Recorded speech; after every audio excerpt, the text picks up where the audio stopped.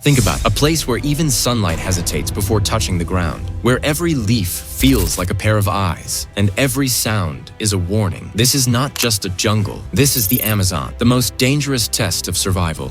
Here lions don't roar, hunters whisper. Here death doesn't come running.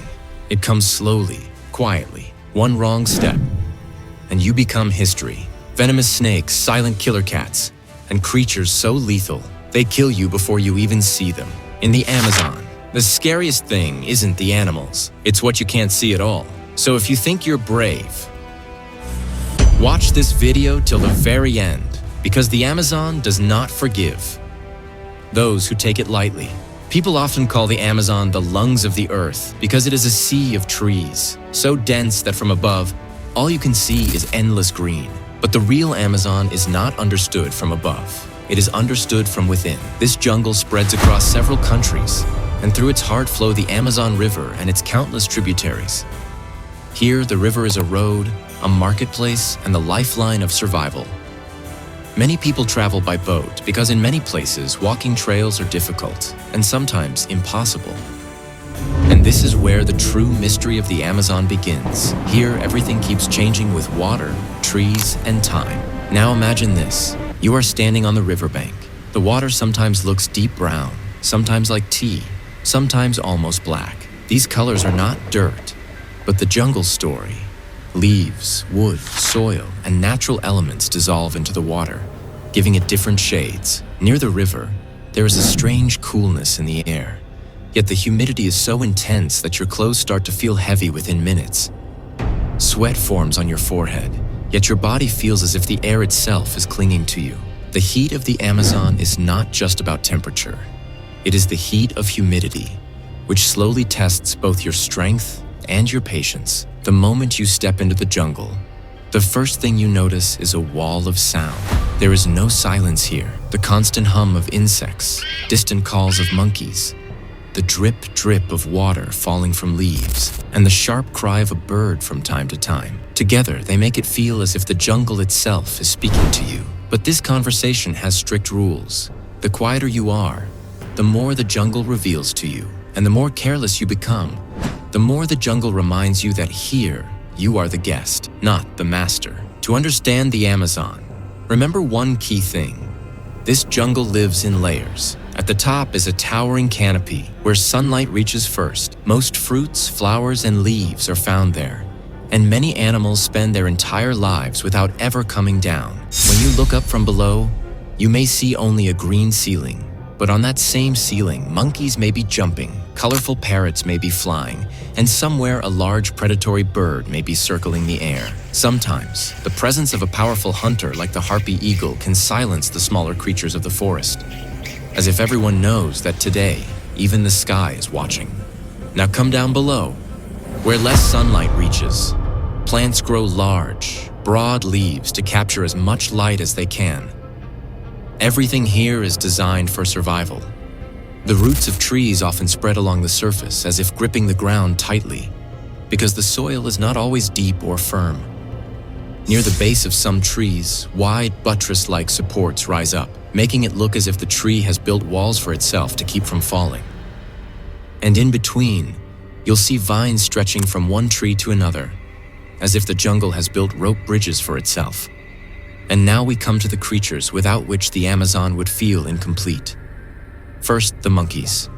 There are many kinds here, some small, fast, and mischievous, some heavy and slow, and some so clever that it feels like they aren't watching you at all, even though their eyes are fixed right on you.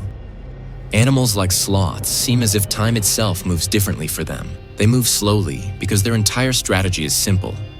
Use as little energy as possible and stay hidden. In the jungle, being fast isn't always the safest option. Sometimes, being slow is protection. Then come the kings of color, parrots and macaws. When they fly, it feels as if colors have scattered across the sky. Their feathers are not just beautiful, they are identity, they are signals, and their voices, loud and sharp, as if in the jungle you must keep announcing your name, so others know whose territory this is. Look down at the ground, and you might spot a large rodent like the capybara, calm-looking, as if forever free from worries. But looking calm does not mean being weak. In the Amazon, every animal knows when to run, when to slip into the water, and when to stay perfectly still and disappear. And if you are truly lucky, or perhaps extremely careful, you might sense the presence of a jaguar somewhere in the shadows. A jaguar is rarely seen. It is felt, a heavy silence, birds suddenly going quiet, and your body becoming alert for no clear reason. Many times, the jungle tells you first that a predator is near. You just have to know how to listen. Now let's talk about the water. Life in the rivers of the Amazon flows differently. There are fish, turtles, and creatures whose very names make people uneasy.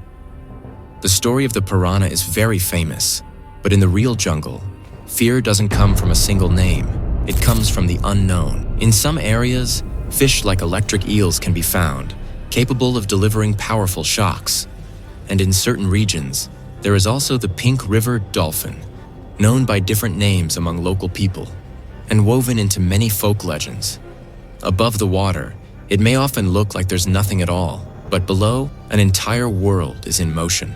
Hunting, defending, hiding, swimming, and learning to live with the current. The Amazon's greatest trick is this: things are not what they seem. A flower may look beautiful, but its nectar might be designed to trap an insect. A small, cute frog may carry a poison on its skin strong enough to keep predators away. A snake may never show itself, yet the rhythm of its movement can be understood from the slightest rustle of leaves. And that is why the most important skill in the Amazon is attention. Here, noticing matters more than simply seeing. Now imagine the rain. In the Amazon, rain is not just weather. It is an event. Clouds gather, the air grows heavy, and then suddenly it feels as if the sky has tipped over a bucket. When raindrops hit the leaves, thousands of tiny drums begin to play at once. Within minutes, the ground turns to mud. Small streams start flowing, and the colors of the forest deepen. After the rain, the scent of soil and leaves in the air is so strong that you don't just smell it, you feel it. And within this jungle, humans live too. Some in cities, some in small towns, and some in communities that have lived in harmony with the forest for generations. Ornate. For them, the jungle is not a tourist spot, it is home. Named. Their knowledge includes knowing which plant helps cure a fever when certain fruits appear, which river becomes dangerous in which season, and which sound means a large animal is nearby. This knowledge does not come from books. It comes from time. And here, time is a very valuable teacher. But the story of the Amazon is not only about beauty and adventure. It also carries concern. Pressure is increasing on parts of the forest. Deforestation, fires, mining, roads, and rapidly changing human activities. When the forest is cut, it's not just trees that fall.